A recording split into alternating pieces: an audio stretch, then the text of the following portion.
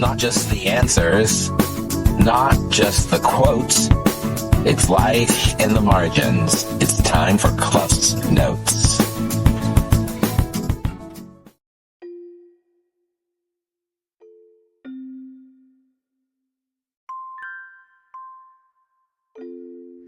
Welcome back. So we're at week 4, and it's Thursday, and I was waiting to pick Tammy back up. So when she came out, it was one of those faces that she had that let me know things are not good. It was just a week ago, exact same return drive after the same exact class. She learned about the suicide of somebody in her residential journey. And now today she hears about one who was killed in a hit and run. And so again, we started the whole ride together, just processing that impact. I remember her words, I can't take it. How much can I take? And that whole cycle of grief and the way that people deal with it. So one way I deal with it is I try to focus in on those positive things. What are your memories about her? So we talk. She's describing her relationship and the person who was just killed. Stories of her personality, which is always a wonderful thing. And as she talked, I just remember telling her, I said, you are obviously a caretaker by nature.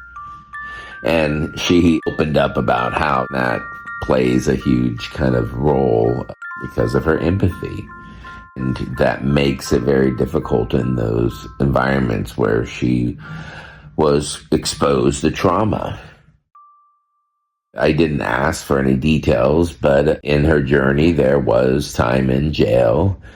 And she was telling me stories about people who she was interacting with or even housed with who were accused of horrendous crimes. That she didn't understand why she was put with these people. The way that people can be very good at giving you enough information that it all makes sense from their perspective. And I told her, I'm reminded of that proverb in the Bible that says, one side of an argument sounds good until you hear the other. And that is part of what I've come to learn in my journey is how do I always keep myself open? There is probably more to the story.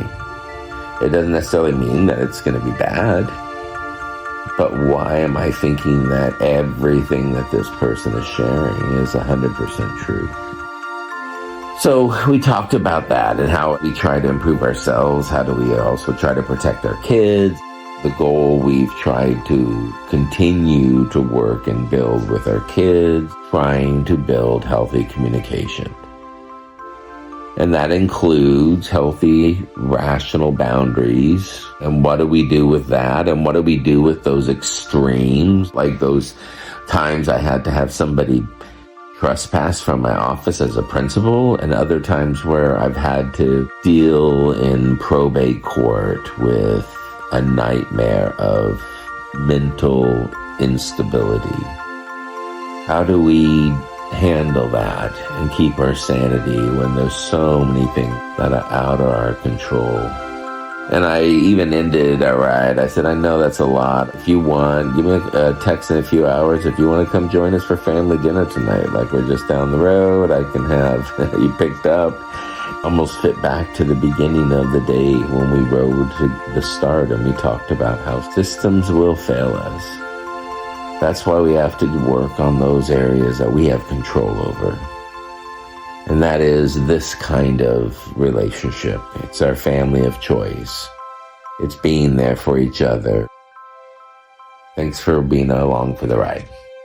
And I will see her again in week 5 of Rides and Recovery. Another reel for the shelf.